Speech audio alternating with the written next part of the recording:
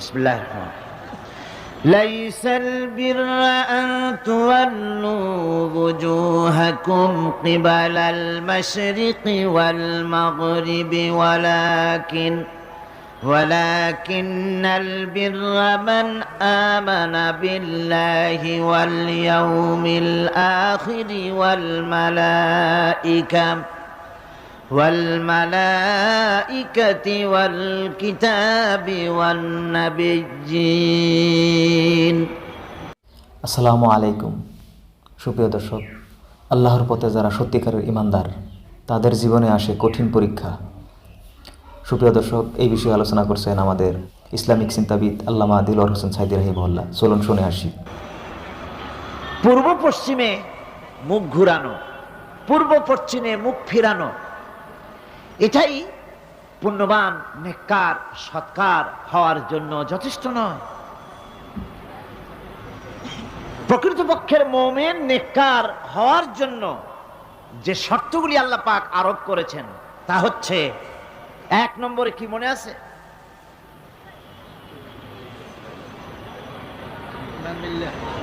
এত আস্তে আস্তে বলতেছেন, মনে হয় আপনি নিজেও শুনতেছেন কিনা তাও সন্দেহ। এর এক নম্বরে হচ্ছে, কিছু আবার চালাক লোক আছে, তারা সহজে কোনো কথার জবাব দেয় না। তারা ভাবে যে জবাব না দেওয়াই বুদ্ধিমানের কাজ, কোনটা বলে কোন প্যাচে পড়ি। আল্লাহ পাক আমাদের জেহেন শক্তি, স্মৃতি শক্তি যেন বৃদ্ধি করে দেন, বলেন আমিন। আমরা যেন যা কোরআন হাদিসের শুনি তা যেন মনে রাখতে পারি, যা খারাপ কথা শুনি তা যেন ভুলে যাই, যা ভুল কথা শুনি তা যেন ভুলে যাই, আর যা হক কথা তা যেন মৃত্যু পর্যন্ত আল্লাহ স্মরণ রাখার তৌফিক দেন। এর প্রথম কথাই ছিল ঈমান বিল্লাহ, আল্লাহর প্রতি ঈমান। দুই নম্বরে ছিল পরকালে বিশ্বাস। এই দুটি কথা আমরা আলোচনা করে ফেলেছি। ঈমান বিল্লাহ তো আলোচনা করেছি গত বছর, আর গতকালকে আলোচনা করেছি কি বলুন তো, পরকালের উপরে বিশ্বাস। আজকে আপনাদের সামনে আমি আলোচনা করব ইনশাআল্লাহ ফেরেশতা এবং কিতাব, এই দুটি জিনিসের উপরে, মালাইকা এবং কিতাব। ফেরেশতার উপরে ঈমান আনতে হবে, কিতাবের উপরে ঈমান আনতে হবে। শুধু পূর্ব পশ্চিমে কতগুলো সেজদা দিলেই এতে যদি কপালের দাগও পড়ে যায়, এটি একটি উপমা আল্লাহ দিয়েছেন, একটা উপমা, একটা দৃষ্টান্ত দিয়েছেন যে পূর্ব পশ্চিমে মুখ ঘুরানো এটা একটি উপমামূলক কথা। এটাই যথেষ্ট নয়, ঈমান আনতে হবে, বিষয়টা বুঝতে হবে, আকীদাকে মজবুত করতে হবে। আজকে মালাইকা ফেরেশতা সম্পর্কে আমরা আলোচনা করব, তারপরে কিতাব সম্পর্কে আলোচনা করব। আমা তৌফিকি ইল্লা বিল্লাহ। ফেরেশতাদের প্রতি ঈমান, এটা হচ্ছে আল্লাহর প্রতি ঈমানের পরিপূর্ণতা মাত্র। আল্লাহর উপরে ঈমানটা পরিপূর্ণ করতে হলে ফেরেশতাদের উপরে বিশ্বাস করতে হবে। এর উদ্দেশ্য শুধু ফেরেশতাদের উপরে স্বীকৃতি দানই নয়, বরং প্রকৃতপক্ষে এই বিশ্ব ব্যবস্থায় তাদের স্থান কি এটা জেনে নিতে হবে। ফেরেশতারা হচ্ছে আল্লাহ রাব্বুল আলামিন তার আজ্ঞাবহ গোলাম, আল্লাহ পাকের, তারা হচ্ছেন দাস, আল্লাহ পাকের বান্দা, আমাদের মতোই। আমরা যেমন আল্লাহর গোলাম, ফেরেশতারাও আল্লাহর গোলাম। এই ফেরেশতা সম্পর্কে পৃথিবীর বিভিন্ন ধর্মের বিভিন্ন রকমের কনসেপশন আছে। এই ফেরেশতাদেরকে ইংরেজিতে অ্যাঞ্জেল বলা হয়, যার চরিত্র খুব ভালো লাগে, লোকেরা বলে অ্যাঞ্জেলিক ক্যারেক্টার, এটা ফেরেশতা ধরনের চরিত্র লোকটা, এরকম বলে থাকে। সুতরাং খ্রিস্টান হোক, ইহুদি হোক, আর হিন্দু হোক, যে কোনো জাতের লোক হোক, ফেরেশতায় তারা বিশ্বাস করে। আর এই ফেরেশতাদের উপরে তাদের বিশ্বাসটা হচ্ছে বিকৃত। কি ধরনের? কারো মতে ফেরেশতা হচ্ছে প্রকৃতির সন্তান, কারো মতে ফেরেশতা হচ্ছে আল্লাহর মেয়ে, নাউযুবিল্লাহি মিন যালিক। যার কারণে সূরা আন-নাজমের মধ্যে আল্লাহ পাক এর প্রতিবাদ করেছেন। আল্লাহ পাক বলছেন, ওরা দাবি করলো ফেরেশতা হচ্ছে আল্লাহর মেয়ে, আল্লাহ পাক বলছেন আলাকুমুদ যাকারু ওয়া লাহুল উনসা তিলকা ইযান কিসমাতুন দিজা। কি হে, তোমরা ছেলেগুলি নিজেদের জন্য নিয়ে নিলে আর মেয়েগুলি আমার ভাগে ফেলে দিলে, এটা কি ধরনের অসম বন্টন? ফেরেশতাকে তারা বলেছে আল্লাহর মেয়ে, আবার কেউ বলেছে ফেরেশতারা আল্লাহর ছেলে। তারপরে কেউ কেউ বলেছে ফেরেশতা হচ্ছে আল্লাহর মদদগার, আবার কেউ কেউ বলেছে ফেরেশতা হচ্ছে মানুষের অভিযোগ শ্রবণকারী, মানুষের প্রয়োজনকারী, প্রয়োজন পূরণকারী। এখন এসব ধারণা এবং বিশ্বাসের কারণে দুনিয়ায় শিরক এবং বিদআতের প্রচলন ঘটেছে।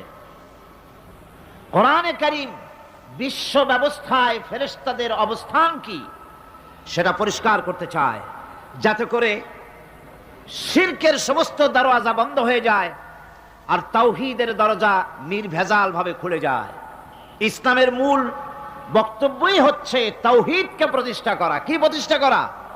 তাওহীদকে প্রতিষ্ঠা করা, আর শিরক আর বিদআতের শিকড় শুদ্ধ তুলে ফেলা।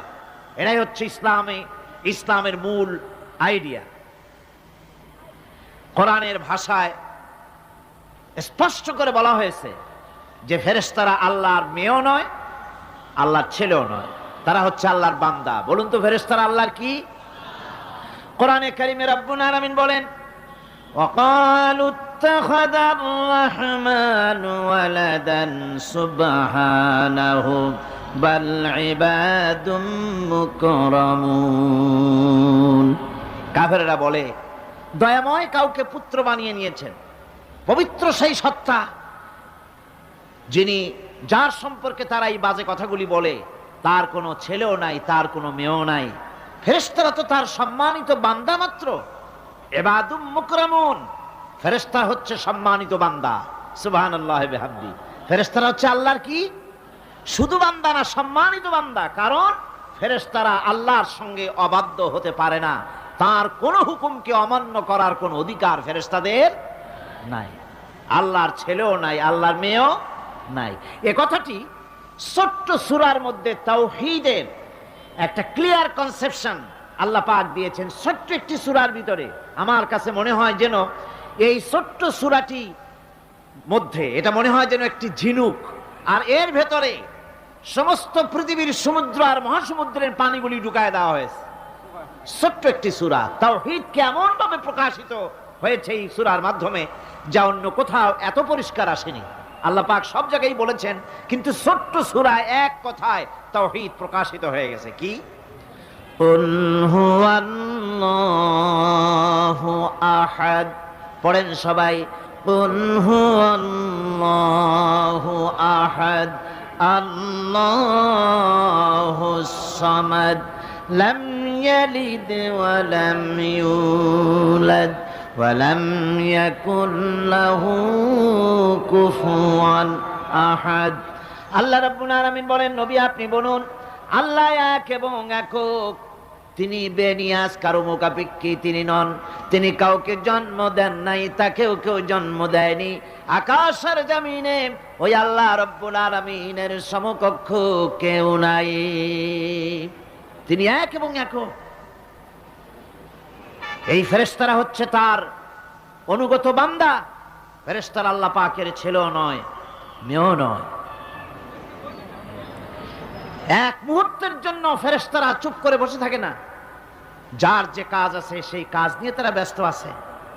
তারা অজিফা পাঠ, তাসবিহ পাঠের মধ্যে ব্যস্ত থাকে।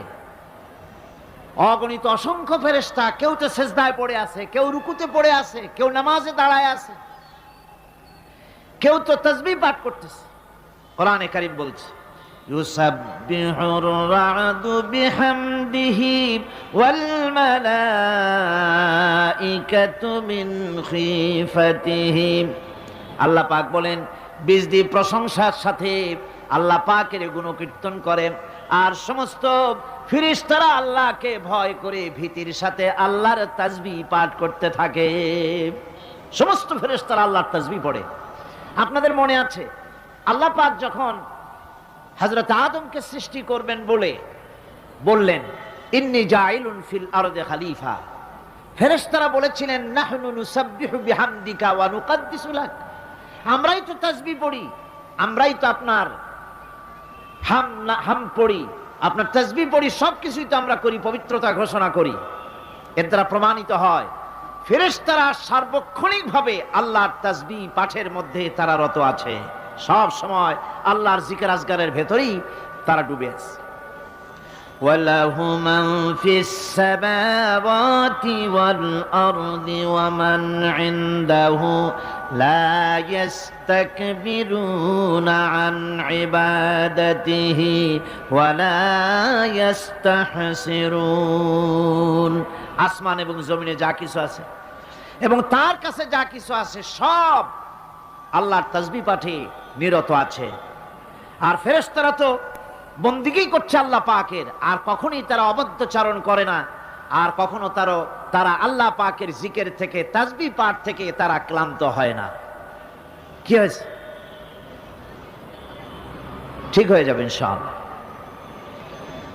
আল্লাহ পাক তাদের সম্পর্কে আবার বলেন ইউসাব্বিহুনাল লাইলা ওয়ান নাহারা লা ইয়াফতুরুন। এই ফেরেশতারা রাত দিন তার প্রশংসায় পড়ে থাকে, কখনই শৈথিল্য প্রদর্শন করে না, কখনই আল্লাহর জিকির থেকে, তাসবিহ থেকে তারা বিরত থাকে না। এ ধারণার মধ্য দিয়ে কোরআনে কারীম মানুষকে স্পষ্ট করে বলছে যে ফেরেশতারা হচ্ছে আল্লাহর গোলাম, আল্লাহর বান্দা।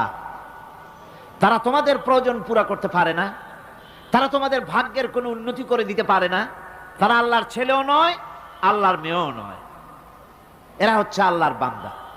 এই ফেরেশতাদের মাধ্যমে আল্লাহ রাব্বুল আলামিন আরেকটি কাজ নিয়ে থাকেন, তা হচ্ছে নবী এবং রাসূলদের কাছে এই ফেরেশতার মাধ্যমে আল্লাহ পাক বাণী প্রেরণ করেন। নবী রাসূলদের কাছে বাণী আনে কারা? আল্লাহর ফেরেশতা। এ কারণেই তাদের মাধ্যমেই আল্লাহ পাক নবী রাসূলদের কাছে আল্লাহর বাণী পাঠান, যে এই ফেরেশতারা ওই বাণীর ভিতরে কোন রকম হ্রাস বৃদ্ধি করে না, তারা আল্লাহর অবাধ্য নয়, ওর মধ্যে তারা বাড়ায়ও না, তারা কমায়ও না, কোনো ক্ষমতা তাদের নাই। কোরআনে কারিমে আল্লাহ পাক বলছেন ইন্নাহু লাকাউলু রাসূলিন কারীম ذي قوة عند ذي العرش مكين مطاع ثم أمين। নিঃসন্দেহে এক সম্মানিত বার্তাবাহকের বর্ণনা, এক ফেরেশতার বর্ণনা। আরশ অধিপতির কাছে তিনি সম্মানিত। জিবরাইল আলাইহিস সালামের কথা বলা হচ্ছে, হযরতে জিবরাইল আমিন তিনি আল্লাহর কাছে সম্মানিত, অনুগত এবং তিনি বিশ্বাসী। আল্লাহ পাকের পক্ষ থেকে তিনি বাণী বহন করে নিয়ে আসেন, আর এর ভিতরে কোন রকম হ্রাস বৃদ্ধি করার কোনো ক্ষমতা ফেরেশতার নাই। আল্লাহ পাক বলছেন ওয়া ইন্নাহু লাতানজিরু রাব্বিল আলামিন নাযালা বিহির রূহুল আমিন। নিঃসন্দেহে এটা হচ্ছে রব্বুল আলামিনের পক্ষ থেকে অবতীর্ণ করা কিতাব, যা নিয়ে বিশ্বস্ত আত্মা অবতরণ করেছেন, অর্থাৎ হযরতে জিবরাইল আমিন। আল্লাহ পাক তাকে বিশ্বস্ত বলেছেন, শাদীদুল কুওয়া বলেছেন, প্রচন্ড ক্ষমতা তার, আল্লাহ পাক বলেছেন। এর থেকে জানা গেল যে ফেরেশতাদের প্রতি ঈমান শুধু আল্লাহর প্রতি ঈমানের জন্যই নয়, বরং কিতাবের প্রতি, নবীদের প্রতি ঈমান আনার জন্য ফেরেশতাদের প্রতি ঈমান আনা জরুরি। ফেরেশতাদের উপর ঈমান আনা কি জরুরি, অত্যন্ত জরুরি। ফেরেশতাদের উপর তৃতীয় আরেকটি কারণে ঈমান আনতে হয়, সেটা হচ্ছে আল্লাহ পাক তাদের মাধ্যমেই কাজগুলি করে থাকেন। ফেরেশতারা হচ্ছে আল্লাহ পাকের রাষ্ট্রীয় কর্মচারী, আল্লাহ পাকের স্টাফ। তাদের মাধ্যমে আল্লাহ কোথাও বৃষ্টি দেন, কোথাও রহমত পাঠান, কোথাও গজব দেন, কোথাও ভূমিকম্পের সৃষ্টি করেন, কোথাও জলোচ্ছ্বাস, কোথাও ক্ষুধা, কোথাও দারিদ্র্য ইত্যাদি পৃথিবীর ভিতরে আযাব, গজব, শান্তি যা কিছু আল্লাহ পাক করতে চান এই ফেরেশতাদের মাধ্যমেই তা করে থাকে। এক কথায় ফেরেশতারা হচ্ছে আল্লাহ পাকের রাষ্ট্রীয় কর্মচারী। এই কথা এভাবেই বিশ্বাস করতে হবে যে ফেরেশতারা কখনো অবাধ্য হয় না, অবাধ্য হওয়ার কোনো ক্ষমতাই তাদের নাই। তারা আল্লাহ পাকের বাধ্যগত আজ্ঞাবহ কর্মচারী। ফেরেশতাদের উপরে ঈমানটা এই পর্যন্তই আমি আপনাদের সামনে বললাম। ফেরেশতাদের প্রতি ঈমান আনার ব্যাপারে এই তিনটি কথা আপনাদের সামনে পেশ করেছি। এখন 3 নম্বরে যে কথাটি বিশ্বাস করতে হবে সেটা হলো কিতাব। কিসের উপর ঈমান? কিতাবের প্রতি ঈমান। ইসলামের পরিভাষায় কিতাব বলতে বোঝানো হয় সেই বাণীকে, সেই নির্দেশকে, সেই গ্রন্থকে। বড় বড় কিতাব, তার মধ্যে সর্বশেষ যে কিতাবখানি তার নাম হচ্ছে কোরআন। জোরে বলেন, তার নাম কি? আল কোরআন। এটি হচ্ছে সবচেয়ে বড় কিতাব এবং মুকাম্মাল কিতাব। অন্যান্য কিতাবগুলিতে যা বলা হয়েছে তার থেকে অনেক বেশি শরীয়তকে মোকাম্মাল করে আল্লাহ রাব্বুল আলামিন কোরআনে কারীমের মধ্যে এটাকে পরিপূর্ণ করে দিয়েছেন। নবুয়ত আর কিতাব দুটি জিনিসের ভিতরে একটা সম্পর্ক আছে। নবুয়ত এবং কিতাব দুটোই আল্লাহর পক্ষ থেকে আসছে। নবুয়ত আসছে কার কাছ থেকে? আর কিতাব আসছে আল্লাহর কাছ থেকে। নবুয়ত এর দাবি কেউ নিজের থেকে করতে পারে না। এই কথা আমি বহুবার আপনাদের সামনে আলোচনা করেছি। নবী দাবির ভিত্তিতে হয় না, নবী আল্লাহ বানান। ইলেকশন করে, নির্বাচন করে এমপি বানানো যায়, মন্ত্রী বানানো যায়, প্রেসিডেন্ট বানানো যায়, চেয়ারম্যান বানানো যায়, মেম্বার বানানো যায়, কিন্তু ইলেকশন করে নবী বানানো যায় না। নবী ইলেকশনে হয় না, নবী হয় কিসে? সিলেকশন। নবী কিসে হয়? সিলেকশনে। সিলেকশনটা করেন কে? আল্লাহ রাব্বুল আলামিন। সুতরাং নবী আল্লাহর কাছ থেকে আসে আর কিতাবও আল্লাহর কাছ থেকে আসে। নবী যদি কিতাব ছাড়া আসতেন, খুব ভালো করে বোঝেন, নবী যদি কিতাব ছাড়া আসতেন আর কিতাব যদি নবী ছাড়া আসতো, তাহলে মানুষের ধর্ম পালন, জীবনের কর্তব্যবোধ, জীবন পরিচালনা এবং ধর্মকে অনুধাবন করা দারুণভাবে সুকঠিন হয়ে পড়ত। কোরআনের নমুনাই হচ্ছে, কিতাবের নমুনা হচ্ছেন আম্বিয়ারা। আম্বিয়া আলাইহিমুস সালাম, তারা হচ্ছেন কিতাবের নমুনা। কিতাবও যার, নবীও সেই আল্লাহ সুবহানাহু ওয়া তাআলা। কোরআন হচ্ছে একটা থিওরি, আর নবীরা হচ্ছেন, কিতাব হচ্ছে থিওরি, নবীরা হচ্ছেন তার প্র্যাকটিক্যাল। থিওরি আর প্র্যাকটিক্যাল দুটো জিনিস এক নয়। যেমন আমি যদি কাগজে লিখি র দন্তেশ্ব গয় ওকার লয় লয় আকার, কাগজে লিখে দিলাম, কি হলো কন্ত? বলুন সবাই, কি হলো? এখন যদি আপনারা এইটার উপরে চাটেন, মিষ্টি লাগবে? বলবেন মিষ্টি কেমনে লাগবে, ওর মধ্যে দুধ নাই, চিনি নাই। আচ্ছা ঠিক আছে, লিখে দিলাম দুধ, চিনি ইত্যাদি যা যা লাগে সব লিখা কাগজটারে গোল বানাই দিলাম। এখন যদি চাবান, তাও কি মিষ্টি লাগবে?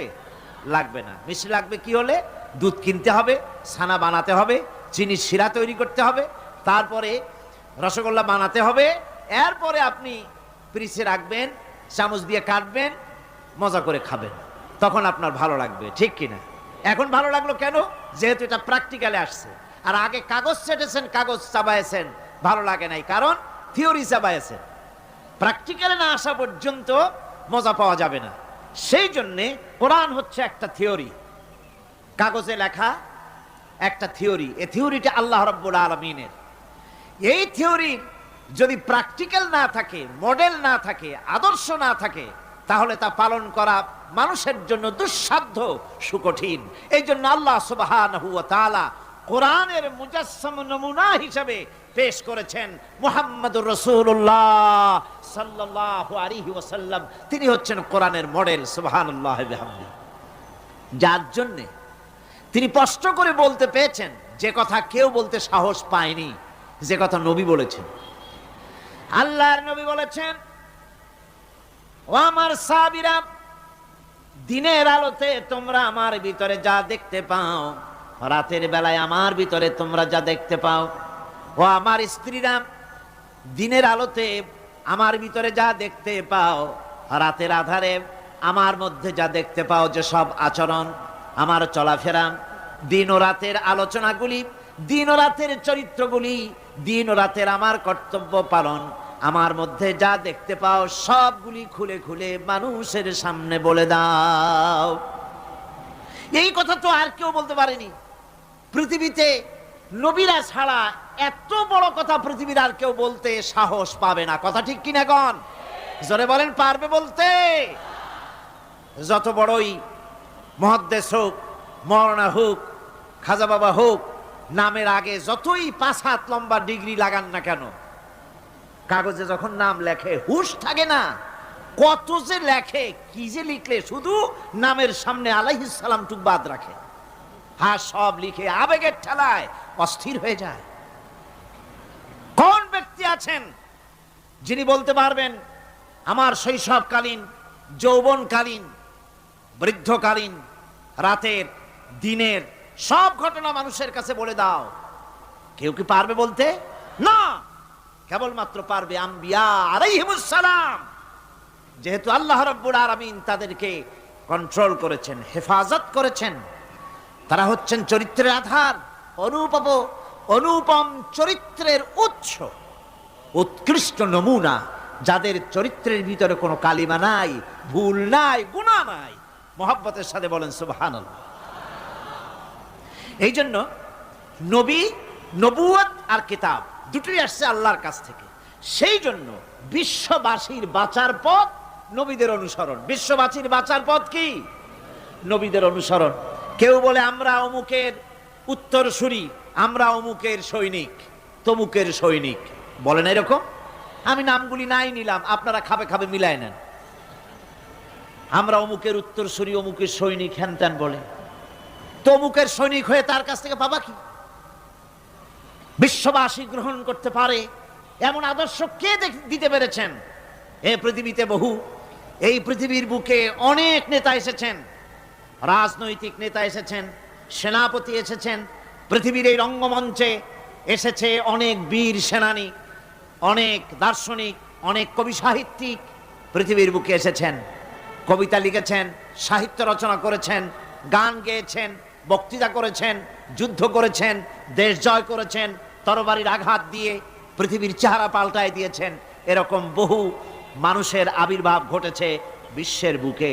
বলুন তো দেখি, কোন দার্শনিক, কোন রাজনৈতিক নেতা, কোন কবি, কোন সাহিত্যিক, কোন ব্যক্তি এমন আছে যার সারা জীবনের আদর্শ পৃথিবীর মানুষ গ্রহণ করতে পারে? কথা বুঝে আসে নাই মনে হয়। তো নাইটা আসতে কইলেন কেন? নাই, একটা বিগ জিরো পৃথিবীতে, একটা কি বিরাট একটা শূন্য। এই বিরাট শূন্যতার ভেতরে উন্নত মানের চরিত্র নিয়ে আবির্ভূত হয়েছেন পৃথিবীর বুকে আল্লাহর নবীরা। তাদের চাইতে সেরা চরিত্র আর কারো নাই। এই জন্য অমুক দলের তমুক নেতা, তাতে হইছে কোন কি নাই বা বললাম, ওর মধ্যে আছে কি? তার পিছনে দৌড়ায় লাভ কি? এই জন্যে দৌড়াতে হবে। যদি মুক্তি পেতে চায়, এই বিশ্ব যদি বাঁচতে চায়, এই পৃথিবী যদি বাঁচতে চায়, এই পৃথিবীর জনগোষ্ঠী যদি বাঁচতে চায়, তাহলে দৌড়াতে হবে নবীর পিছনে। কার পিছনে? জোরে কোন, কার পিছনে? আমার বন্ধুগণ,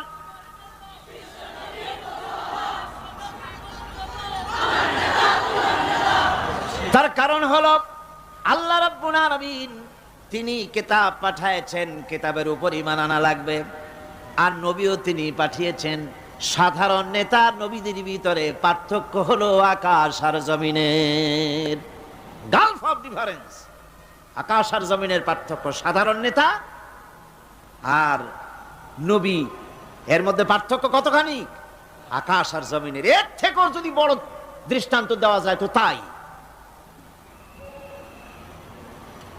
কারণ হচ্ছে এই পৃথিবীতে পথপ্রদর্শক হিসেবে শিক্ষক, পণ্ডিত, ধর্মগুরু, রাজনৈতিক নেতা, বাপ দাদা, দার্শনিক যারাই পৃথিবীতে আবির্ভূত হয়েছেন, নবীদের সঙ্গে তাদের মৌলিক একটা পার্থক্য আছে। সে মৌলিক পার্থক্য হচ্ছে সাধারণ লোকের, সাধারণ নেতারা সিদ্ধান্ত নেন মন মস্তিষ্ক প্রসূত জ্ঞান দিয়ে, খুব ভালো করে বোঝেন। যত বড় মাপের নেতা হোক, বর্তমান পৃথিবীর বড় মিয়াকে, হ্যাঁ এত তাড়াতাড়ি ঠিক পাইলেন আপনারা? বর্তমান পৃথিবীর বড় মিয়া বিল ক্লিন্টন মিয়া, ওখান থেকে শুরু করে ছোট মিয়া পর্যন্ত, এরা যত সিদ্ধান্ত নেয় সমস্ত সিদ্ধান্ত কোথা থেকে? নিজের মস্তিষ্ক থেকে সিদ্ধান্ত তারা নেয়। এই জন্য তাদের সিদ্ধান্ত দিয়ে দেশ এবং জাতির স্থায়ী কোনো কল্যাণ সাধিত হয় না। আপনাদের মনে হয় মনে আছে, আমি এরকম একটা দৃষ্টান্ত দিয়ে থাকি যে দার্শনিক তারা তো চিন্তা করেছে মাথা দিয়ে। আল ফ্রয়েড চিন্তা করেছে সেক্সের কথা, সেক্স গিয়ে উঠেছে কোথায়? চিন্তা করে কোন জায়গা দিয়া? মাথা দিয়া। সেক্সের চিন্তা করছে, সেক্স উঠছে কোথায়? মাথায়। কার্ল মার্কস চিন্তা করেছে পেটের কথা, পেটের মধ্যে যা আছে তা উঠছে গিয়া কই? মাথার উপরে। ডারউইন চিন্তা করেছে মানুষ মানুষ না, মানুষ হলো বান্দর, কাজে এই বান্দরামি উঠছে তার কোথায়? মাথায়। এখন মাথার উপরে, মাথার মগজের উপরে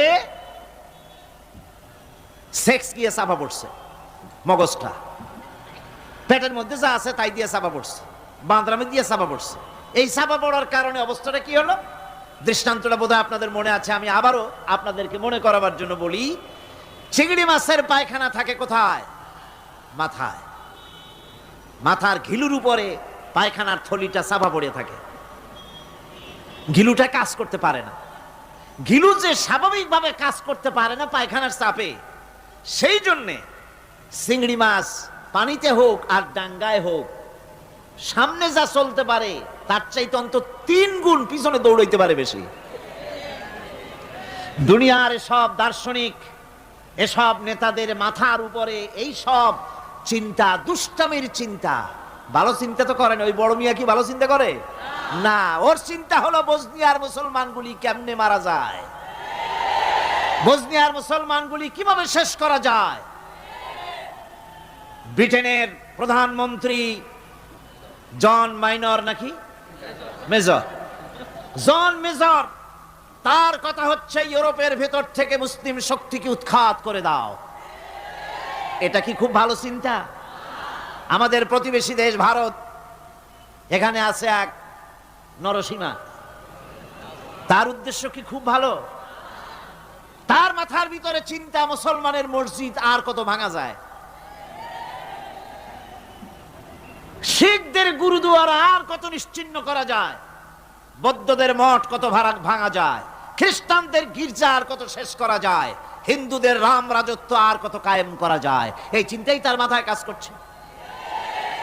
আবার ভারতের আর এক নরপিশাচ বালথাকারে, নামটাও একটা বিশ্রী নাম।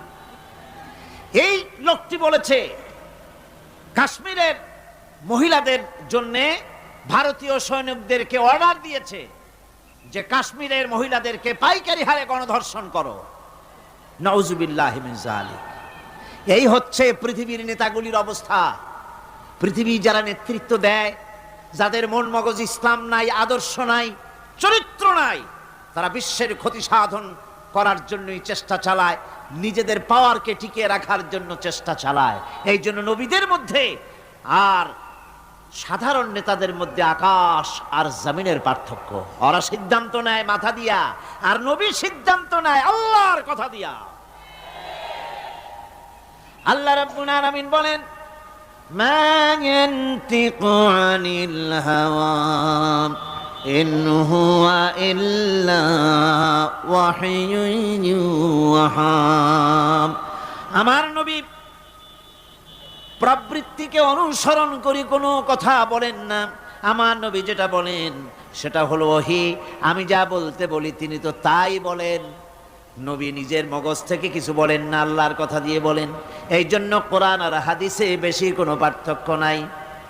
কোরআন হলো, কোরআনের ভাব এবং ভাষা দুটোই আল্লাহ রাব্বুল আলামিনের, আর হাদিসের ভাষাটা শুধু আল্লাহর নবীর আর ভাবটা হচ্ছে আল্লাহ রব্বুল আলামিনের। নবীরা যা বলেন তাই সত্য। এই জন্য নবীদের কথার ভিতরে কোনো বক্রতা নাই, নবীদের কথার ভিতরে কোনো বক্রতা নাই, কোনো শটতামি নাই, কোনো প্রবঞ্চনা নাই। নবীদের কথা হচ্ছে ডাইরেক্ট, আল ওয়াদুহ ওয়াস সারাহা, পরিষ্কার বক্তব্য তারা রাখেন, যেখানে কোনো বক্রতার বিন্দুমাত্র লেশ নাই। সাধারণ নেতারা লোভ, লালসা এবং স্বার্থপরতায় থেকে ঊর্ধ্বে উঠতে পারে না। নবীরা সমস্ত স্বার্থের ঊর্ধ্বে। কোন আলহামদুলিল্লাহ। স্বার্থের ঊর্ধ্বে কারা? নবীরা। আল্লাহ পাক বলছেন, ইয়াত্তাবিউনা ইল্লা যান্না ওয়া মা তাহওয়াল আনফুস। আল্লাহ পাক বলেন সাধারণ নেতাদের ব্যাপারে কোরআন পরিষ্কার করে বলছে যে তারা নিজেদের মন মস্তিষ্ক এবং নিজেদের হাওয়া, নিজেদের প্রবৃত্তির অনুসরণ করে চলে। আর যারা নাকি প্রবৃত্তির অনুসরণ করে, মন মস্তিষ্ক নিজস্ব বুদ্ধির অনুসরণ করে, তাদের সম্পর্কে আল্লাহ পাক বলেন, ওয়ামা লাহুম বিহি মিন ইলমিন ইয়াত্তাবিউনা ইল্লা যান্না ওয়া ইন্নায যান্না লা ইউগনি মিনাল হক্কি শাইআ। তাদের কাছে সত্যিকারের কোনো জ্ঞান নাই, তারা তো নিজেদের আন্দাজ এবং অনুমানের ভিত্তিতে চলে। আর আন্দাজ আর অনুমান কোনোদিন হকের দাবি মিটাতে পারে না। হক যেটা, হকের দাবি আন্দাজ আর অনুমান কোনোদিন পূরণ করতে পারে না। আল্লাহর জ্ঞান হচ্ছে পারফেক্ট জ্ঞান। সেই জ্ঞান দিয়ে আল্লাহ পাক নবীদের কাছে বাণী পাঠিয়েছেন। কোরআনে কারীম বলছে, ওয়ামান আযাল্লু মিম্মান ইত্তাবা হাওয়াহু বিগাইরি হুদাম মিনাল্লাহ। তার চাইতে গোমরাহ আর কে হতে পারে, তার চাইতে পথভ্রষ্ট আর কে হতে পারে, যে আল্লাহ পাকের পক্ষ থেকে বাণী আসার পরেও যে ব্যক্তি নিজের হাওয়ার অনুবর্তন করে, যে ব্যক্তি নিজের নফসের অনুবর্তন করে, নফসকে প্রবৃত্তিকে অনুসরণ করে, তার থেকে গোমরাহ আর কেউ হতে পারে না। পক্ষান্তরে নবী এবং রাসূলগণ তারা আল্লাহর জ্ঞানকে অনুসরণ করে চলেন। এই জন্য যেখানেই আল্লাহ পাক নবীদের কথা বলেছেন, সেখানে আল্লাহ পাক বলেছেন নবীদেরকে জ্ঞান দিয়েছি আমি। নবীদের জ্ঞান দিয়েছে কে? একথা আপনারা বিশ্বাস করবেন, মনে প্রাণে বিশ্বাস করবেন। একজন নবীও পৃথিবীর কোন শিক্ষা কেন্দ্র থেকে একাডেমিক কোয়ালিফিকেশন অর্জন করেন নাই। কোন নবী title pass, MA pass, BA pass এই ধরনের প্রাতিষ্ঠানিক কোন সনদ তাদের কাছে নাই। অথচ তারা যা বলেছেন তা বিশ্বের সর্বশ্রেষ্ঠ কথা। কিনা জোরে কোন? আপনার আমার নবী জনাবে মুহাম্মদুর রাসূলুল্লাহ সাল্লাল্লাহু আলাইহি ওয়াসাল্লাম জীবনেও তিনি লিখতে জানেন নাই, পড়তে জানেন না, সই করতে জানেন না, নিজের নামটা কেমনে লিখবেন তাও তিনি জানেন না। সুলহ হুদায়বিয়ার দিনে, হুদায়বিয়ার সন্ধির দিনে সন্ধিপত্র লেখা হলো, হুজুরের নাম লেখা হলো মিম মুহাম্মাদুর রাসূলুল্লাহ। তার পক্ষ থেকে কুরাইশদের মধ্যে চুক্তিপত্র লেখা হচ্ছে। কুরাইশরা বলল, মুহাম্মদ সাল্লাল্লাহু আলাইহি ওয়াসাল্লামের নামের সামনে যদি রাসূলুল্লাহ লেখো তাহলে তো চুক্তির কোনো দরকার নাই, আমরা তো তাকে রাসূল মানি না, নাউযুবিল্লাহ। মুহাম্মদ বিন আব্দুল্লাহ যদি লেখো তাহলেই আমরা এই চুক্তি মানব। রাসূল করিম সাল্লাল্লাহু আলাইহি ওয়াসাল্লাম হযরত আলীকে ডাকলেন, আলী গো, চুক্তিপত্রে যেখানে আমার নাম মুহাম্মদুর রাসূলুল্লাহ লেখা আছে, আমার নামের সামনে থেকে রাসূলুল্লাহ নামটা বাদ দিয়ে দাও, মুহাম্মদ বিন আব্দুল্লাহ লেখো।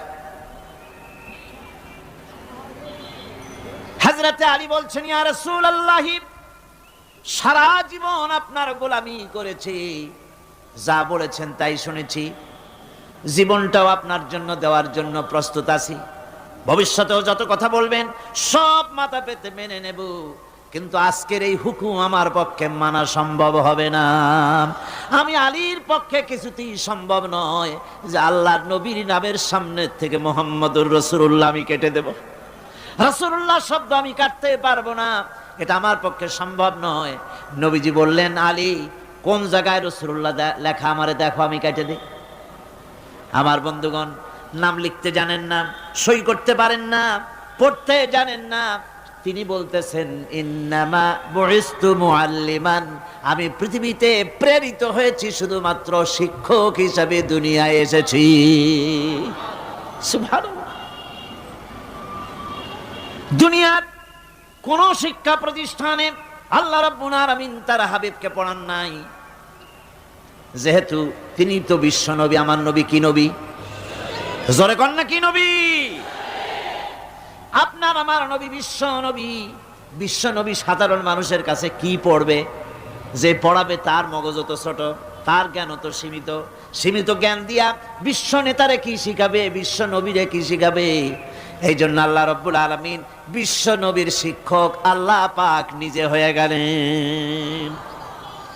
কোরআনে কারীম বলছে, যখনই নবীদের জ্ঞানের কথা এসেছে তখনই আল্লাহ পাক বলেছেন আমি জ্ঞান দিয়েছি। লক্ষ্য করুন, হযরত ইব্রাহিম আলাইহিস সালাম তার পিতাকে ডেকে বলছেন, ইয়া আবাতি ইন্নী ক্বাদ জাআনি মিনাল ইলমি মা লাম ইয়াতিকা ফাত্তাবি'নি আহদিকা সিরাতান সাবিয়্যা। হে পিতা, বিশ্বাস করো আমার কাছে এমন এক জ্ঞান এসেছে যা তোমার কাছে নাই, যা তোমার কাছে আসে না। তুমি আমার অনুসরণ করো, আমি তোমার সোজা পথ দেখাই দেব। সুবহানাল্লাহ। তুমি আমাকে অনুসরণ করো, যেহেতু আমার কাছে যে জ্ঞান আসছে ওই জ্ঞান তোমার কাছে নাই। ইব্রাহিম আলাইহিস সালামের কাছে কার জ্ঞান আসছে? আল্লাহ রাব্বুল আলামিনের জ্ঞান। লূত আলাইহিস সালাম কি নবুয়ত প্রদান করে আল্লাহ রাব্বুল আলামিন বলছেন, ওয়ালুতান আতাইনাহু হুকমান ওয়া ইলমা। আমি লূতকে আমার পক্ষ থেকে জ্ঞান দান করেছি, হিকমত দিয়েছি, বিজ্ঞান শিক্ষা দিয়েছি, আমি তাকে ইলম দান করেছি। সুবহানাল্লাহ, আমি তাকে ইলম দিয়েছি। মুসা আলাইহিস সালাম সম্পর্কে আল্লাহ পাক বলেন, ওয়ালাম্মা বালাগা শুদ্দাহু ওয়াস্তাওয়া আতাইনাহু হুকমান ওয়া ইলমা। মুসা আলাইহিস সালাম যখন বয়স সন্ধিক্ষণে পৌঁছে গেলেন, যখন তিনি পূর্ণ বয়স প্রাপ্ত হলেন এবং তিনি যখন নিজেকে সম্পূর্ণ লালন পালন করার কাজ যখন তার সম্পূর্ণ হয়ে গেল, আমি তখন আমার পক্ষ থেকে তাকে ইলম দান করেছি, জ্ঞান দান করেছি, হিকমত দিয়েছি, জ্ঞান দিয়েছি। রাসূল করিম সাল্লাল্লাহু আলাইহি ওয়াসাল্লাম সম্পর্কে আল্লাহ পাক বলছেন, ওয়ালা ইন ইত্তাবা'তা আহওয়াআহুম বা'দাল্লাযী জাআকা মিনাল ইলম মা লাকা মিনাল্লাহি মিন ওয়ালিয়্যিন ওয়ালা নাসীর। তুমি যদি জ্ঞান লাভের পরও তাদের প্রবৃত্তির অনুসরণ করো, তাহলে আল্লাহর কাছ থেকে তোমাকে রক্ষাকারী কেউ থাকবে না, কোনো সাহায্যকারী তুমি পাবে না। আমি যে জ্ঞান তোমাকে দিয়েছি এটারই অনুসরণ করো, এর মধ্যেই মুক্তি, বিশ্ববাসীর মুক্তি এই জ্ঞানের অনুসরণের ভেতরে। প্রত্যেক জাতির জন্য আল্লাহ রাব্বুল আলামিন নিজের পক্ষ থেকে রাসূল পাঠিয়েছেন। আল্লাহ পাক বলেছেন, ওয়ালিকুল্লি উম্মাতির রাসূল, প্রত্যেক জাতির জন্য আমি রাসূল প্রেরণ করেছি।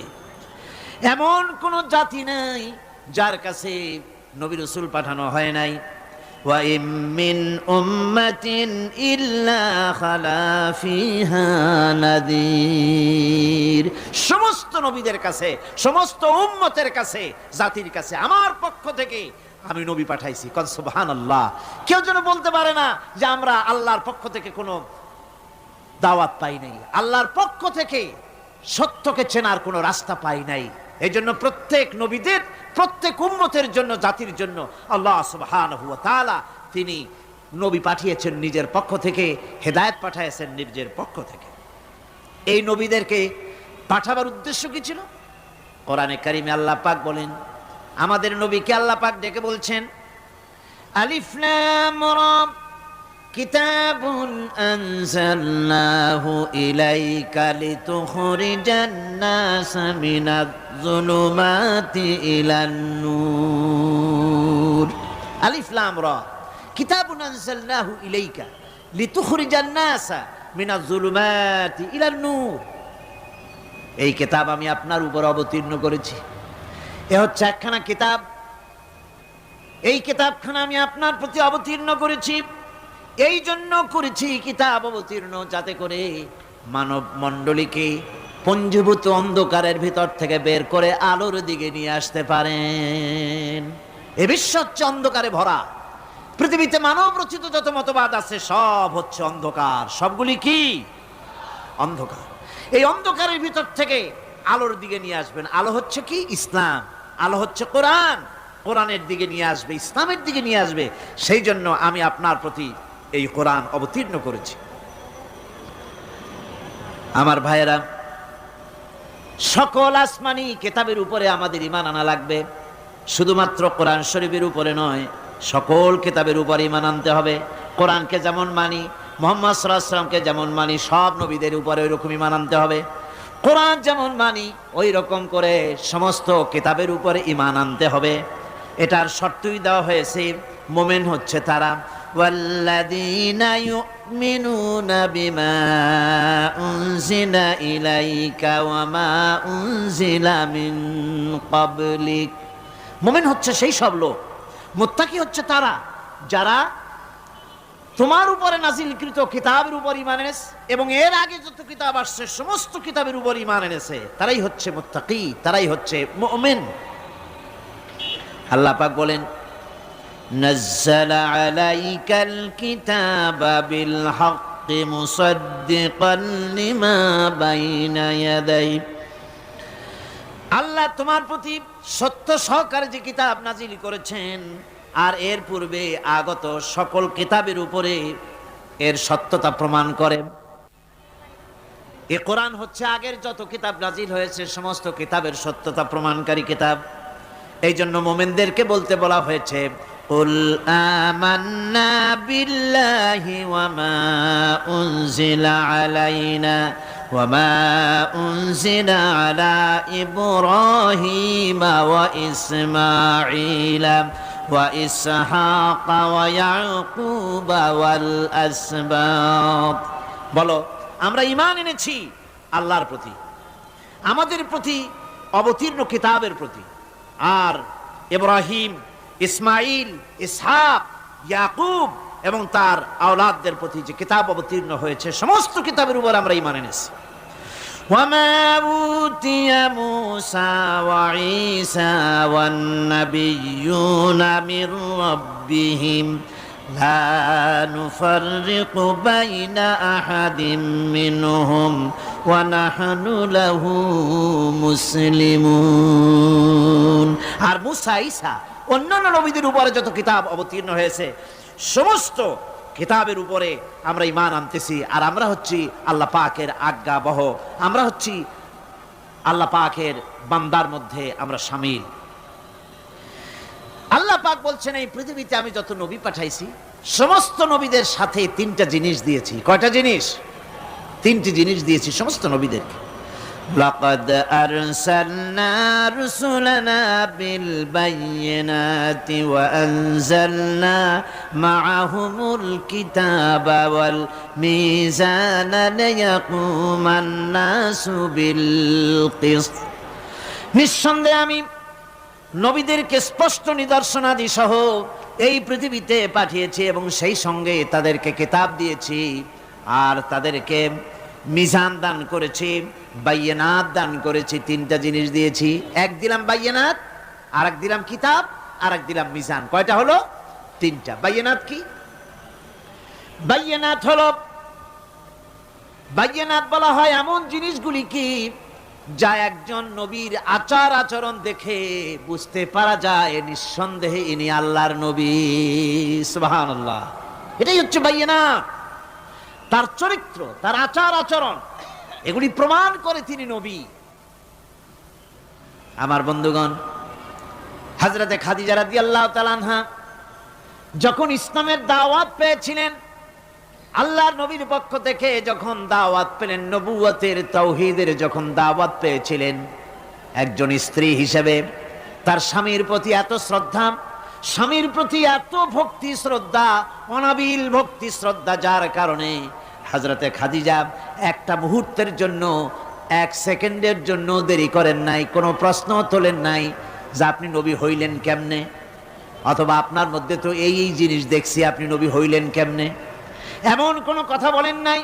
যখনই নবুয়তের তাওহীদের দাওয়াত পেলেন, মা খাদিজাতুল কুবরা সঙ্গে সঙ্গে তিনি পড়ে নিলেন লা ইলাহা ইল্লাল্লাহু মুহাম্মাদুর রাসূলুল্লাহ। জোরে সোরে পড়েন লা ইলাহা ইল্লাল্লাহ, লা ইলাহা ইল্লাল্লাহ। জোরে পড়েন লা। মা খাদিজা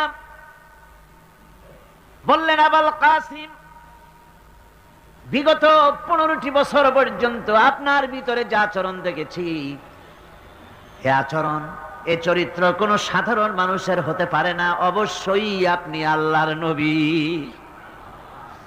কোন সন্দেহ নেই, আমার কোন দ্বিধা নাই, এর মধ্যে কোন প্রশ্ন নাই, নিঃসন্দেহে আপনি আল্লাহর নবী। সুবহানাল্লাহ। তার চরিত্রই প্রমাণ করে নবীদেরকে বাইয়িনাত দেওয়া হয়েছে, এমন চরিত্র আচার আচরণ দেওয়া হয়েছে যাতে করে লোকেরা অভিভূত হয়ে যায়, আকৃষ্ট হয়ে যায়। হযরতে যায়েদ, তিনি তো কৃতদাস ছিলেন, হারায় গেলেন বাপ মা থেকে, আর এরপরে কুদরত তারে মুহাম্মদ সাল্লাল্লাহু আলাইহি ওয়াসাল্লামের ঘরে উঠায় দিল। তিনি তখনও আল্লাহর নবী, তখনও নবুয়তের দায়িত্ব পান নাই। যায়েদের পিতার কাছে খবর হয়ে গেল যায়েদ আছে রাসূলের বাড়িতে, মুহাম্মদ সাল্লাল্লাহু আলাইহি ওয়াসাল্লামের বাড়ি মক্কায়। তারা এসে হুজুরের সঙ্গে দেখা করে বললেন, মুহাম্মদ সাল্লাল্লাহু আলাইহি ওয়াসাল্লাম, জানতে পেরেছি আপনার কাছেই আমাদের ছেলে যায়েদ আছে, মেহেরবানি করে তাকে আমাদেরকে ফিরায় দেন। হুজুর বলেন, যায়েদ যদি তোমাদেরকে চিনতে পারে আর যদি যেতে চায়, আমার পক্ষ থেকে কোনো আপত্তি নাই, অবশ্যই যাবে। তবে যায়েদ যদি যেতে না চায়, আমি এমন লোক নই যে কেউ আমার কাছে থাকতে চাইলে আমি জোর করে তাকে ঠেলেও দিতে পারি না, আমি তেমন লোক নই। পিতা বললেন, আপনি অবশ্যই যুক্তিপূর্ণ কথা বলেছেন। হযরতে যায়েদ কানা হলো। হুজুর বললেন, তুমি কি চেনো এদের? কি? যায়েদ বললেন, চিনি, ইনি আমার বাবা, উনি আমার চাচা। যায়েদের পিতা বলেন, বাবারে বাড়ি চলো, তোমার মা কেঁদে কেঁদে হয়রান, চলো বাড়ি যাই, বাড়ির যা কিছু আছে সব তোমাকে ফিরিয়ে দেওয়া হবে। হযরতে যায়েদ বলতেছেন, পিতা,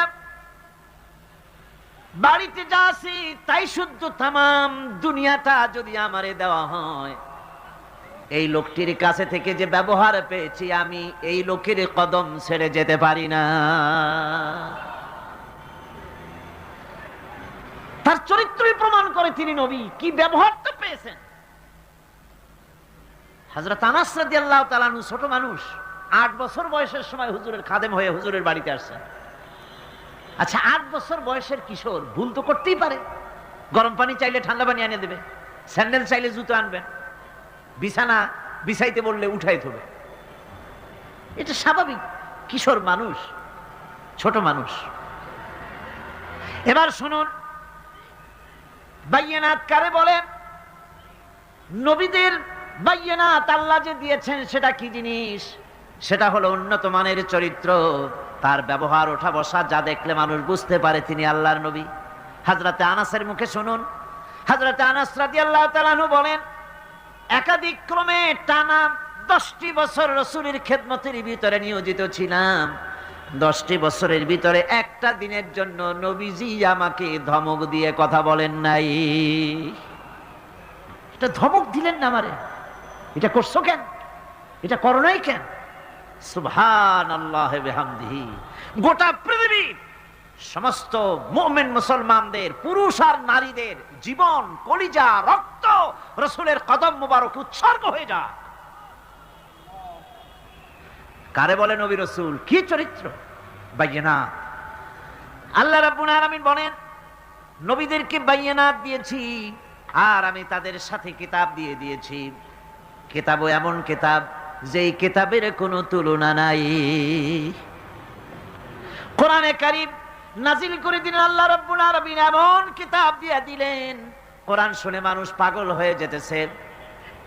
রাসূলের উপরে কিতাব নাজিল হলো, হুজুর তেলাওয়াত করতেছেন কাবা ঘরের পাশে বসে। হজের মৌসুম এসেছে, আবু জাহাল ঘরে ঘরে গিয়া বলতেছে, আমার দেশে একটা পাগল হয়েছে, কন নাউজুবিল্লাহ। তারে জেনে ধরেছে, খবরদার তার কাছে যাবা না, কি বলে তাও শুনবা না। ওই যে লোকটা দেখা যায় এখন, পাগল দেখার একটা উৎসাহ লোকেদের মধ্যে সব কালে আছে। লোকদের চিন্তা হলো কি বলে তা না হয় নাই শুনলাম, কিন্তু লোকটা কেমন, পাগলটা কেমন, একটু দেখে আস। তারা চলে গেল দেখার জন্য। কানে আঙ্গুল দিয়া গেছে, কেউ বা কানের মধ্যে তুলা দিয়া গেছে। আল্লাহর হাবিবের কাছে গিয়া নবীজির চেহারা মোবারকের দিকে তাকায়া তারা দেখতেছে, দেখে দেখে চোখ আর ফেরে না। আহারে, এত সুন্দর কি মানুষ হয় নাকি? পাগল হয়ে গেছে। এত সুন্দর মানুষ, তা কি কখনো পাগল হইতে পারে? আমরা তো পাগল দেখেছি, পাগলের জামা কাপড়ের খোঁজ থাকে না, মাথার চুল একদিকে, মোছ আর একদিকে, দাড়ি আর একদিকে, জামার বোতামের ঠিক নাই, দাঁতে ময়লা, জামায় কাপড়ে ময়লা। এ কেমনে পাগল হবে? এত সুন্দর মানুষ, এত বিন্যস্ত মানুষ, পাগল হবে না নিশ্চয়ই। কান দিয়ে আঙ্গুল সরাইস, কেউ বা তুলা বার করেছে। অমনি নবীজির তেলাওয়াত করা কোরআনে কারীম তাদের কানের ভিতর থেকে ঢুকে কলিজা স্পর্শ করলো। নিজেদের অজান্তে চোখ দিয়া পানি পড়া শুরু হয়ে গেল। বিদেশ থেকে আগত লোকগুলি চোখ থেকে পানি পড়তেছে আর মুখ থেকে বেরিয়ে গেল, আশহাদু আল্লা ইলাহা ইল্লাল্লাহু ওয়াহদাহু লা শারীকা লাহু ওয়া আশহাদু আন্না মুহাম্মাদান আবদুহু ওয়া রাসূলুহু। কোরআনে কারীম কি মজার জিনিস আল্লাহ পাক আমাদের দিয়েছেন, সুবহানাল্লাহ। আমার বন্ধুগণ, আল্লাহ পাক বলেন, আমি নবীদেরকে বাইয়ানাত দেই, কিতাব দেই, আর দেই তাদেরকে তৃতীয় আর একটা জিনিস, যেটা হলো মিজান। তার মানে হলো মানদণ্ড বা দাড়িপাল্লা। এখানে বোঝানো হয়েছে সত্যের সেই মাপকাঠি যা হক এবং বাতিলের মাঝে ওজন দিয়ে মানুষকে ঠিক করে দেওয়া যায়, এটার নাম মিজান। এই সুবিচার নবীরা ছাড়া সাধারণ মানুষের কাছে পাওয়া সম্ভব নয়। সুবিচার পাওয়া যাবে কেবল কাদের কাছে? নবীদের কাছে, কোরআনের কাছে, নবুয়তের কাছে আর কিতাবের কাছে সুবিচার। আর পৃথিবীতে সুবিচার নাই। আছে সুবিচার? হতে পারে না।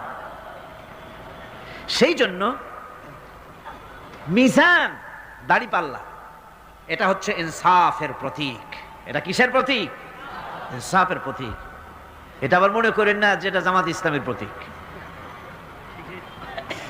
গ্রাম থেকে কিছু লোক আসছে, ঢাকা হাইকোর্টের সামনে গিয়ে দেখে বিরাট দাড়িপাল্লা টানানো। কয় যে বাপ রে, জামাত ইসলামের এত বড় অফিস! দুনিয়ার সব, বাংলাদেশের সবগুলি কোর্টের সামনে এরকম দাড়িপাল্লা টানানো আছে। ইনসাফের প্রতীক। এটা হচ্ছে ইনসাফের প্রতীক। ইনসাফ কি মুকদ্দাস তারাজু। এই পবিত্র একটি দৃষ্টান্ত আল্লাহ রাব্বুল আলামিন দাড়িপাল্লার সাথে দিয়েছেন, ইনসাফ। এই ইনসাফ কেবলমাত্র করতে পারে কারা? নবীরা। কিসের মাধ্যমে? কোরআনের মাধ্যমে। বাইয়ানাত দিয়েছি, কিতাব দিয়েছি, মিজান দিয়েছি। মিজান দিয়েছি, বিচারটা কেমন দেখো। বিচারটা কারে কয়? ইহুদি এসে একজন মুসলমানের বিরুদ্ধে নালিশ করেছে আল্লাহর নবীর দরবারে। নবীজি সাক্ষ্য প্রমাণ নিয়ে সবকিছু শুনে মিলে রায় দিলেন ইহুদির পক্ষে, মুসলমানের বিপক্ষে। কারে কয় মিজান? নবী তো ইচ্ছা করলে তার নিজের দলের ওই মুসলমানদের পক্ষেই তো রায়টা দেওয়া স্বাভাবিক ছিল। ছিল কিনা কন? বাপ হোক, মা হোক, দলের নেতা হোক, সব সময় নিজের স্বার্থের দিকে টানে। কথা ঠিক কিনা? স্বাভাবিকভাবে বোঝেন, চট্টগ্রাম শহরে সবচাইতে বড় সন্ত্রাসী ধরা পড়েছে। পুলিশ বহু পরিশ্রম করে খাগড়াছড়ি থেকে ঘাট ধরে নিয়ে আসছে। ঢাকা থেকে টেলিফোন আসছে, মন্ত্রী বাহাদুরের টেলিফোন। হ্যালো, কে? চিটাগংয়ের এসপি? বলে হ্যাঁ। কারে ধরছো? কয় বল্টু মিয়ারে। ছাড়ো মিয়া, আমার দলের লোক তুমি ঠিক পাও নাই? কয় স্যার অস্ত্র শুদ্ধা ধরছি। অস্ত্র শুদ্ধা ছেড়ে দে। এই জন্য পৃথিবীর সাধারণ মানুষের কাছে ইনসাফ পাওয়া যায় না। যায় আল্লাহ পাক বলেন আমি নবীর কাছে মিজান দিয়েছি। সুবহানাল্লাহ। কেমন মিজান দিলাম? নবীজি বিচার করতেছেন, ইহুদির বক্তব্য শুনে মুসলমানের পক্ষে রায় না দিয়া রায়টা দিলেন ইহুদির পক্ষে। মুসলমান বেচারা অসন্তুষ্ট হয়ে গেলেন। তিনি চলে গেলেন হযরত ওমর রাদিয়াল্লাহু তাআলা আনহুর কাছে। কপাল কত খারাপ, তার কাছে গিয়ে বলছেন আমিরুল মুমিনিন। তিনি তো তখন আমিরুল মুমিনিন হন নাই, যে বলছেন ভাই ওমর একটা বিচারের সানি করার জন্য আসছি। বলে সানি আসছো আমার কাছে? পয়লা গেছিলা কার কাছে? গেছিলাম মুহাম্মদ সাল্লাল্লাহু আলাইহি ওয়াসাল্লামের কাছে। দেখেন অবস্থাটা, সবকিছু শুনে মিলে আমি মুসলমান, চান্দা দেই, জিহাদের পয়সা দেই, সাথে সাথে থাকি, জামাতে নামাজ পড়ি, জিহাদের ময়দানে যাই। বিচারটা আমার পক্ষে না হয়ে রাসূল ইহুদির পক্ষে রায় দিয়ে দিলেন, এটা একটা কথা হইল নাকি?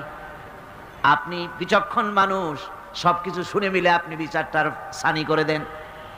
হযরত ওমর বলেন বাবাজি অপেক্ষা করো, আমি তোমার বিচারের সানি করতেছি, দাঁড়াও। হযরত ওমর ঘরের মধ্যে ঢুকলেন, তরবারি নিয়ে আসলেন, খাপের থেকে তরবারি বার করে হযরত ওমর বলেন যেই ব্যক্তি আল্লাহর নবীর ফয়সালা করার পর তা মানতে পারে না, তার সানি করতে আসে, তার ফয়সালা তো এই রকম করে করে দিতে হয়। তরবারি মারলেন, গর্দান পড়ে গেল। এর নাম হচ্ছে মিজান, ইনসাফ। এই ইনসাফ কেবলমাত্র নবীদের পক্ষেই সম্ভব। কাদের পক্ষে সম্ভব? নবীদের পক্ষেই এই ইনসাফ করা সম্ভব। সেই জন্য আল্লাহ বলছেন সমস্ত নবীদেরকে তিনটি জিনিস দিয়েছি, কিতাব দিয়েছি, বায়নাত দিয়েছি, আর মিজান দিয়েছি। আমার ভাইরা, কিতাবের প্রতি ঈমান আনবো, সব কিতাব মানি, সব রাসূলদের মানি। লা নুফাররিকু বাইনা আহাদিন মির রুসুলি, কোন নবীদের ভিতরে আমরা পার্থক্য সূচিত করি না, সমানভাবে সব নবীদের উপর ঈমান আনছি। যত নবীর নাম জানি আর যত নবীর নাম জানি না, সমস্ত নবীদেরকে মানি, শ্রদ্ধার সাথে ঈমান এনেছি। ঠিক কিনা কন? সমস্ত কিতাবের প্রতি ঈমান এনেছি, কিন্তু অন্যান্য সমস্ত কিতাবের সাথে সম্পর্ক ছিন্ন করে শুধুমাত্র মানতে হবে কোরআন। শুধুমাত্র মানতে হবে কি? সমস্ত আসমানি কিতাব বিশ্বাস করি, ঈমান এনেছি, কিন্তু সমস্ত কিতাবের সাথে সম্পর্ক ছিন্ন করে মানতে হবে শুধুমাত্র কোরআন। কারণ এটাই হচ্ছে মুকাম্মাল। হযরত ওমর রাদিয়াল্লাহু তাআলা আনহু একদিন রাসূল করিম সাল্লাল্লাহু আলাইহি সাল্লামের সামনে তাওরাতের একটা পাতা এনে তিনি পড়তেছিলেন। বললেন হুজুর তাওরাতের একটা পাতা পাইছি, একটু আপনাদের শোনাই। হুজুরের কাছ থেকে অনুমতি না নিয়েই তিনি তা পড়া শুরু করে দিলেন। কিছুক্ষণ পর হযরত আবু বকর রাদিয়াল্লাহু তাআলা আনহু এসে তিনি রাসূলের চেহারার দিকে তাকিয়ে দেখেন আল্লাহর নবীর চেহারা মোবারক গোসায় লাল হয়ে আছে। হযরত সিদ্দিক আকবর রাদিয়াল্লাহু তাআলা আনহু বলেন ওমর, এর থেকে যদি তুই মরে যেতি, এর থেকে তুমি যদি মরে যেতে। তিনবার বললেন। হযরত ওমর হতচকিত হয়ে গেলেন। তিনি তাকিয়ে রাসূলের চেহারা মোবারকের দিকে দেখেন, হুজুরের চেহারা গোসায় ভরে গেছে। হযরত ওমর থরথর করে কাঁপতে লাগলেন, বললেন ইয়া রাসূলুল্লাহ, ওমরের জীবন, ওমরের মা বাপের জীবন আপনার কদমে উৎসর্গ হয়ে যাক। কি অপরাধ করেছি ইয়া রাসূলুল্লাহ? হুজুর বলছেন ওমর, তুমি যে কিতাবের পাতা আমারে শুনাইতেছো, এই কিতাব যার উপরে অবতীর্ণ হয়েছে সেই মুসা আলাইহিস সালাম যদি আজকে বেঁচে থাকতেন, আমার উম্মতের ভিতরে শামিল হওয়া ওয়াজিব হয়ে যেত। সুতরাং সমস্ত কিতাব থেকে সম্পর্ক ছিন্ন করে মানতে হবে কেবলমাত্র কোরআন। মানতে হবে কোনটা? আর ওই কিতাবগুলির সাথে আমাদের থাকবে কি? ঈমানের সম্পর্ক। কিসের সম্পর্ক? ঈমান ও আকীদার সম্পর্ক। আর মানতে হবে কোরআন। এই কোরআনে কারীমের রয়েছে বিশেষ কিছু বৈশিষ্ট্য। সুবহানাল্লাহ, কত বৈশিষ্ট্য! কোরআনে কারীমের রয়েছে বৈশিষ্ট্য। বৈশিষ্ট্যে ভরা এই কোরআন, যা আল্লাহ রাব্বুল আলামিন আমাদেরকে দান করেছেন, এর 1 নম্বরের বৈশিষ্ট্য হলো কোরআন আরবি ভাষায় নাজিল হয়ে গোটা পৃথিবীতে ছড়ায় আছে। আজও পর্যন্ত কোরআনের মধ্যে কোনো পরিবর্তন হয় নাই। হয়েছে কোনো পরিবর্তন? সামনের দিকে হওয়ার সম্ভাবনা আছে? আল্লাহ পাক বলেন, নাহনু নাযালনা যিকরা ওয়া ইন্না লাহু লাহাফিজুন। কোরআন নাজিল করেছি আমি আল্লাহ, আর এর সংরক্ষণের সবটুকুন দায়িত্ব আমি আল্লাহ আমার নিজ হাতে গ্রহণ করেছি। আমার হাতে এটা গ্রহণ করেছি। এটা কোরআনের বৈশিষ্ট্য। পৃথিবীতে কোরআন মুখস্থ, আপনার বেদ, বাইবেল, অন্যান্য ধর্মগ্রন্থ মুখস্থ করেছে, এর কোনো নজির নাই। আছে নাকি? কোনো নজির নাই। কিন্তু কোরআন মুখস্থ করেছে লক্ষ লক্ষ মুসলমান পাওয়া যাবে, কোটি খানেক মুসলমান পাওয়া যাবে যারা কোরআন মুখস্থ করেছে। আল্লাহ রাব্বুল আলামিন বলেন, ওয়ালাকাদ ইয়াসসারনাল কুরআনা লিযিকর। কোরআন মুখস্থ করার জন্য আমি আল্লাহ বান্দাদের কাছে আমি সহজ করে দিয়েছি। এই পৃথিবীতে কোরআনের বড় বৈশিষ্ট্য হচ্ছে কোরআনের চাইতে বেশি পড়া হয়েছে এমন কোন কিতাব পৃথিবীতে আছে? নাম করেন, নাম করেন, বলেন। এমন কোন কিতাব পৃথিবীতে নাই। আমার ভাইরা, এমন মজার কিতাব মানুষ বুঝেও পড়ে, না বুঝেও পড়ে। রাতের বেলায় তাহাজ্জুদের নামাজ পড়ে কোরআন তেলাওয়াত করে, আর চোখের পানি দিয়ে দাড়ি ভিজে যায়। কোরআনে কারীম এত মজার কিতাব, এই কোরআনে কারীমকে আল্লাহ রাব্বুল আলামিন বিরাট নিয়ামত করে মানুষের জন্য পেশ করেছেন। আর এই কোরআনেরই অনুসরণ করতে হবে, বৈশিষ্ট্যগুলি বুঝতে হবে। আর এই কোরআনের অনুসরণ করা লাগবে, কারণ কোরআনকেই একমাত্র অনুসরণযোগ্য কিতাব বলে আল্লাহ সর্বশেষ এই কিতাব নাজিল করেছেন। আল্লাহর পক্ষ থেকে আর একটা বাণীও মানুষের জন্য আসবে না। আসবে নাকি? আল্লাহর পক্ষ থেকে আখিরি কালাম। আল্লাহ পাক বলছেন, ইন্না আনজালনা ইলাইকাল কিতাবা বিল হক লিতাহকুমা বাইনান নাসি বিমা আরাকাল্লাহ। আমি এই কিতাবকে সত্য সহকারে তোমার উপরে অবতীর্ণ করেছি, যাতে করে এই সত্য জ্ঞান এবং বিচার ফায়সালা তুমি মানুষের মধ্যে করতে পারো। সেই জন্য আমার পক্ষ থেকে এই কিতাব তোমার উপরে সত্য সহকারে অবতীর্ণ করেছি। এই কিতাবেরই অনুসরণ করতে হবে কেবলমাত্র, আর কোনোটার নয়।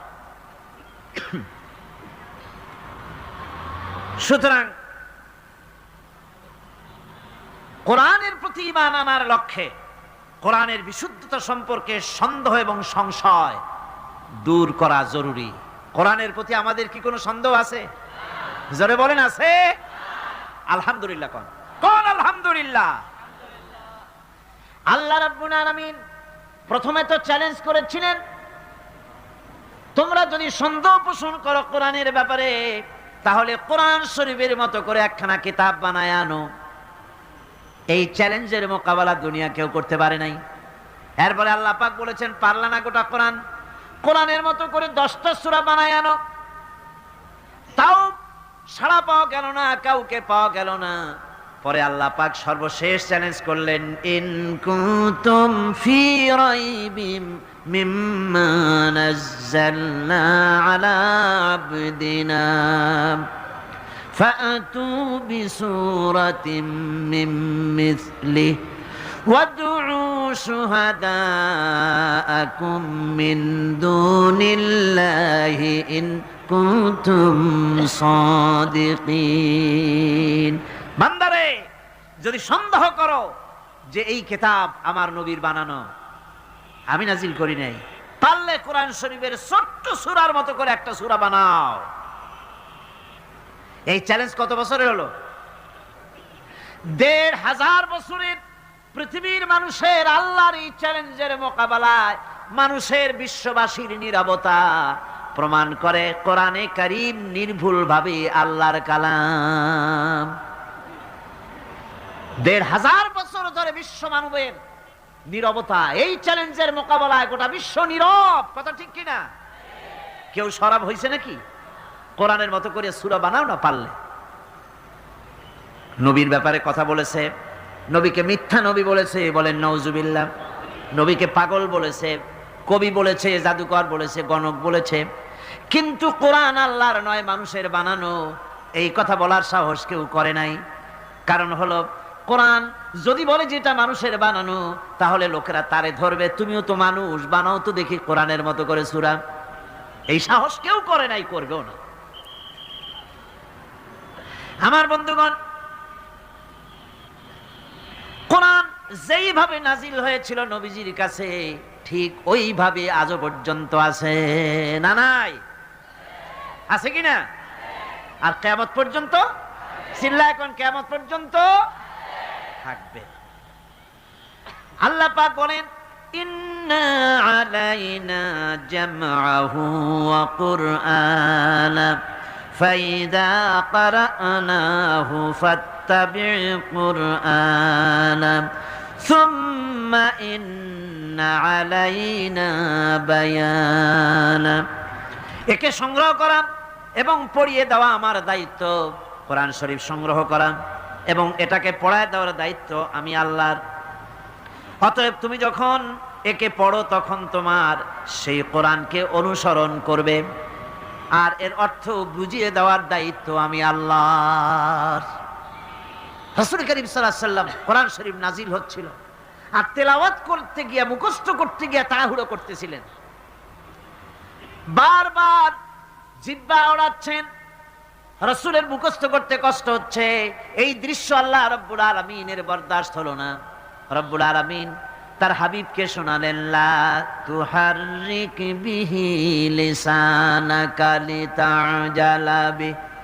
নবী হে, কোরআনে কারীম মুখস্থ করার জন্য জিহ্বা এত নাড়াচাড়া করার কোনো দরকার নাই, এত পেরেশান হওয়ার কোনো প্রয়োজন নাই। আমার জিব্রাইল আপনার প্রতি যখন কোরআন অবতীর্ণ করবে, আমার জিব্রাইলের সাথে মাত্র একবার তেলাওয়াত করবেন, আপনার সিনার ভিতরে গোটা কোরআনে কারীম জামায়ে দেওয়ার মালিক আমি আল্লাহ রাব্বুল আলামিন। আমি মুখস্থ করাই দেব। হাবিব, আপনি পড়তে জানেন না, সেটা তো আমি জানি। আমি আপনারে পড়াবো, আমি আপনারে শিখাবো, আমি আপনাকে তেলাওয়াত করে ব্যাখ্যা করে বুঝাবার তৌফিক দিয়ে দেব। আর যদি আপনি ভুলে যান, সানুকরিউকা ফালা তানসা ইল্লা মা শাআল্লাহ। আমি এমন ভাবে তোমাকে পড়াবো যে অবশ্যই তুমি তা ভুলতে পারবে না। সুবহানাল্লাহ। আর আল্লাহ যদি কোনো জিনিস ভুলাতে চান, সেটা স্বতন্ত্র কথা। আমি এমন ভাবে পড়াবো তুমি ভুলবা না। সুবহানাল্লাহি ওয়া বিহামদিহি। আল্লাহ রাব্বুল আলামিন তিনি বলছেন তার হাবিবকে, ওয়াতলু মা উহিয়া ইলাইকা মিন কিতাবি রাব্বিক লা মুবাদদিলা লিকালিমাতি।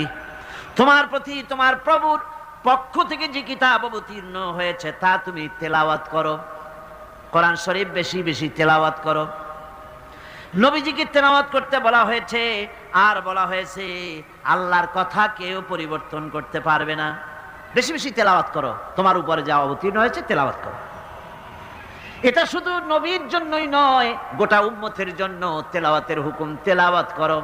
কোরআন শরীফ যে পৃথিবীর বুকে অবিকল আছে, তার যতগুলি কারণ, ওর মধ্যে বড় একটা কারণ হলো কোরআন শরীফ যত বেশি মুসলমানেরা পড়ে, এত বেশি কোনো ধর্মগ্রন্থ তার অনুসারীরা পড়ে না। ঠিক কি না? নামাজি তেলাওয়াত করে, এমনি তেলাওয়াত করে, করবে না কেন? কারণ হলো এমন কিতাব আল্লাহ দান করেছেন যার প্রত্যেক অক্ষরে অক্ষরে 10টা করে নেকি আমলনামায় লেখা হয়ে যায়। প্রিয় দর্শক, আমরা অনেক সময় ইসলামকে নিজের মতো করে দেখি, কিন্তু ইসলামকে বোঝা যায় কেবল কোরআন ও রসুল সাল্লাল্লাহু আলাইহি সাল্লামের আলোয়। যে জাতি একদিন পৃথিবীতে নেতৃত্ব দিত, আজ সেই জাতিটাই পরাধীন। কারণ আমরা ইসলামকে জীবন থেকে দূরে সরিয়ে দিছি। আমরা নাম রেখেছি মুসলমান, কিন্তু আচরণ, চিন্তা আর ব্যবহারে ইসলামকে ভুলে গেছি। মনে রেখো, যেই জাতি ইসলামকে বুঝে আল্লাহ তাকে সম্মান করে, আর যে জাতি ইসলামকে উপেক্ষা করে আল্লাহ তার থেকে সম্মান কেড়ে নেয়। সুপ্রিয় দর্শক, নিয়মিত আমাদের চ্যানেলের ভিডিও পেতে আমাদের চ্যানেলটি সাবস্ক্রাইব করে রাখবেন। ভিডিওটি যদি ভালো লাগে তাহলে একটি লাইক দিন, শেয়ার করুন এবং কমেন্টে আপনাদের মূল্যবান মন্তব্যটা লিখতে ভুলবেন না। আসসালামু আলাইকুম রহমতুল্লাহ।